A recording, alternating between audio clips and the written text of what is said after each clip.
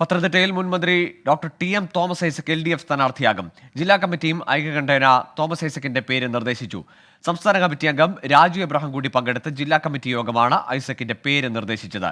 ശ്രീജിത്ത് ശ്രീകുമാരൻ ചേരുന്നുണ്ട് പത്തനംതിട്ടയിൽ നിന്ന് വിവരങ്ങളുമായി. ശ്രീജിത്ത്, കഴിഞ്ഞ കുറേ മാസങ്ങളായി ടി.എം. തോമസ് ഐസക് പത്തനംതിട്ടയിൽ കേന്ദ്രീകരിച്ച് പ്രവർത്തിക്കുന്നുണ്ടായിരുന്നു. അദ്ദേഹത്തിന്റെ സ്ഥാനാർത്ഥി സാധ്യത നേരത്തെ തന്നെ ചർച്ചകൾ നിറഞ്ഞു നിന്നതുമാണ്. അതിൽ മാറ്റമൊന്നും ഉണ്ടാകുന്നില്ല. പ്രത്യേകിച്ച് രണ്ടാമത് പരിഗണിച്ചിരുന്ന ഒരു പേര് രാജു എബ്രഹാമിൻ്റെതായിരുന്നു. അവിടെയും മറ്റ് ചർച്ചകളോ ഒന്നുമില്ലാതെ തന്നെ തോമസ് ഐസക്കിലേക്ക് എത്തുന്നു പത്തനംതിട്ടയിൽ CPM എന്നാണോ?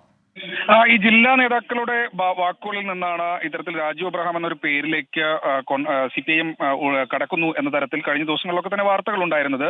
പക്ഷേ സംസ്ഥാന നേതൃത്വം തോമസ് ഐസക് എന്ന ഒറ്റ സ്ഥാനാർത്ഥിയുടെ പേര് മാത്രം അവതരിപ്പിച്ചു കഴിഞ്ഞപ്പോൾ ആ ഒരു പേരിലേക്ക് മാത്രം ചുരുങ്ങിയാൽ മതിയെന്നൊരു തീരുമാനം ജില്ലാ സെക്രട്ടേറിയറ്റിലുണ്ടായി. മറ്റു പേരുകൾ എന്തെങ്കിലും നിർദ്ദേശിക്കാനുണ്ടോ എന്ന കഴിഞ്ഞ തവണത്തെ ചോദ്യത്തിന് ജില്ലാ സെക്രട്ടേറിയറ്റിലെ നേതാക്കളുടെ ചോദ്യത്തിന് സംസ്ഥാന സെക്രട്ടേറിയറ്റ് അംഗം പുത്തലത്ത് ദിനേശൻ അടക്കമുള്ള ആളുകളാണ് ഈ യോഗത്തിൽ പങ്കെടുത്തത്. അവരുടെ ചോദ്യത്തിന് പക്ഷേ ആരുടെയും പേര് നിർദ്ദേശിക്കാനില്ല എന്നൊരു മറുപടിയായിരുന്നു ജില്ലാ സെക്രട്ടേറിയറ്റ് യോഗത്തിൽ KP ഉദയഭാനു അടക്കമുള്ള പാർട്ടി നേതാക്കൾ നൽകിയത്. എന്തായാലും അതൊരു ഐക്യകണ്ഠേനയുള്ള ഒരു തീരുമാനമായിരുന്നു തോമസ് ഐസക്കിന്റേത്, ജില്ലാ സെക്രട്ടേറിയറ്റിലേത്.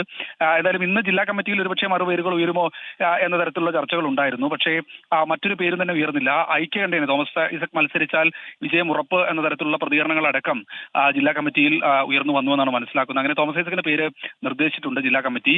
അതായത് സംസ്ഥാന നേതൃത്വം പറഞ്ഞ പേര് തന്നെ ജില്ലാ നേതൃത്വവും അംഗീകരിക്കുന്നു. അങ്ങനെയാണെങ്കിൽ ഈ പേര് മുകളിലേക്ക് കൊടുക്കും. അതിനുശേഷം തോമസ് ഐസക്കിന്റെ ഔദ്യോഗിക സ്ഥാനാർത്ഥി പ്രഖ്യാപനം 27 ഉണ്ടാകുമെന്നാണ് പ്രതീക്ഷിക്കുന്നത്. പത്തനംതിട്ടയിൽ തോമസ് ഐസക് എന്ന ഒരൊറ്റ പേരിലേക്ക് ചുരുങ്ങിയിരിക്കുന്നു. CPM കേന്ദ്ര കമ്മിറ്റി അംഗമാണ് തോമസ് ഐസക്.